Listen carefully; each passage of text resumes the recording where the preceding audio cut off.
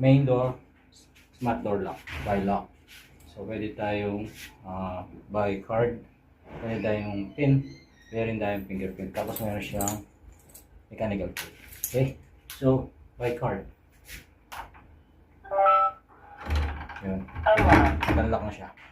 Okay. Yan. So nakalock siya ngayon. Lock. So unlock natin ulit by card.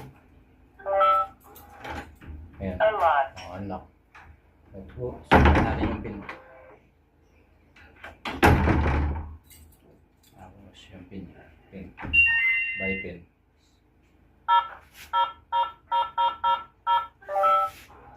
Yan.